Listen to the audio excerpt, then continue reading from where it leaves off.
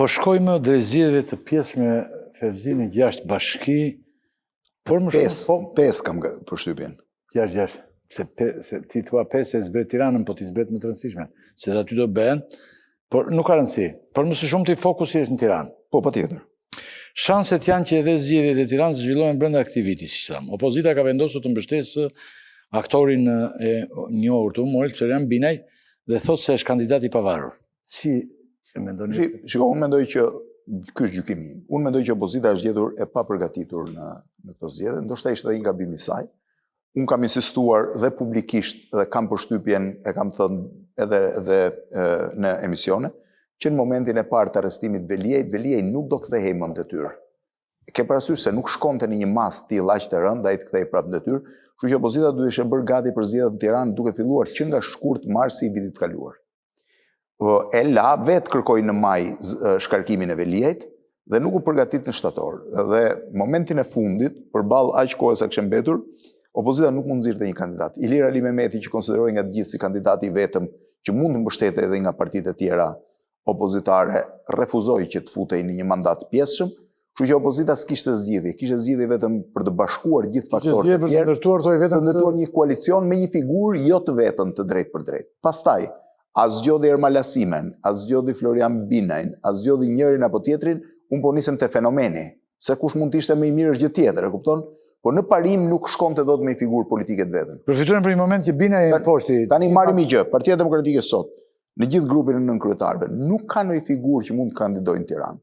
S'ka thua. Po ja po ta them, Luciano Bocci, jo nuk është për trishtim, po janë dhe në çik figurat që kanë ardhur me një background lokal. Luciano Bocci ka jetuar në Elbasan.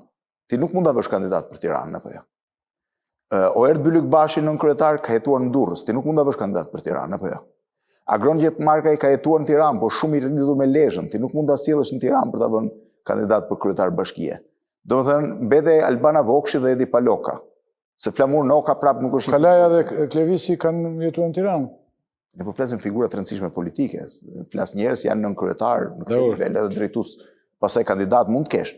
Kurse për shembull tek PS-ja ti ke figura që mund të përdorësh për Tiranën. Ti mund të vendosësh Blendi Klosin për shembull, po duaj, mund të vendosi figura tjera, pra ka më shumë njerëz që kanë një lidhje me qytetin. Do ishte shumë fort. Kush?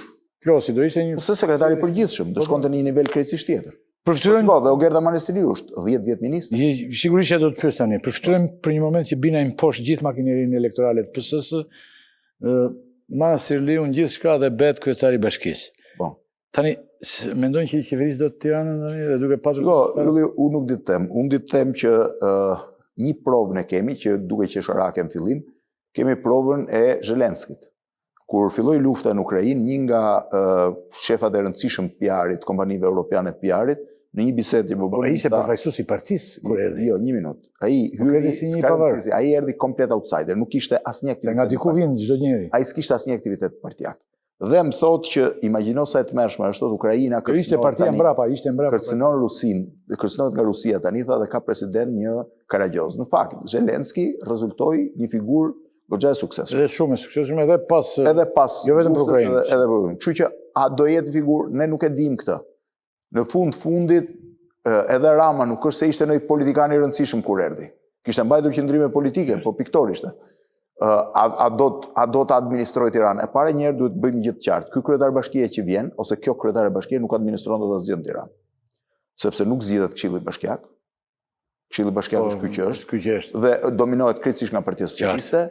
Ka më pak se një vit mandat. Megjithatë, unë kam idenë dhe shpesh në studio kam thënë Fevzi që njerëzit e partisë, Ali Mehmeti për shembull, mund të kandidonte edhe le të humte, por të rritte peshën e partisë. Por nuk desh ylli. Votat. Por nuk desh ylli. Nuk desh. Po këtu është një pyetje pastaj. Ilir Ali Mehmetin e kanë ftuar në studio duke besuar që ai do vi dhe do pranoj ftesën. Ai erdhi dhe u përgjigj po. Në çdo rast unë do isha një kandidat për Tiranën, do jem dhe do isha. Por jo në këtë rast.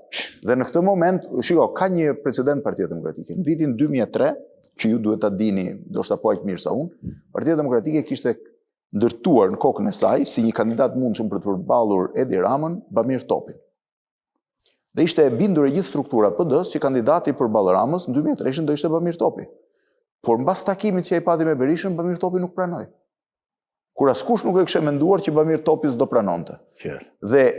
Dhe Spartak Ngjela ishte një zgjedhje që doli nga xhepi në moment në fundit. As Ngjela vetë nuk ishte përgatitur, pavarësisht se ai bëri një fushat pastaj që ishte shumë interesante dhe një. Pra, në parim, në këtë moment është ajo që ju thash në fillim. PD-ja nuk pati kandidat, nuk ishte kujdesur për kandidat. Kandidat mund të ishte Ilir Ali Mehmeti, po duhet filloj të flitej më herët me të. Kandidate mund të ishte Jorita Tabaku, po e lë ajo mandatin e deputetit që fitoi me aq vështirësi për një betejë që s'ka asnjë shpresë ose që ka dyshime të mëdha, kështu që Po dy kandidatë të tjerë, Manastir Liu, ç'ke për të dhe Manastir Liu ka strukturën e Partisë Socialiste, është 10 vjet ministre, është ministre ndoshta më i gjatë në Shqipëri që unë mbaj mend, ajo nuk e di ka ardhur në 14 apo 15 tani se unë kujtoj datat.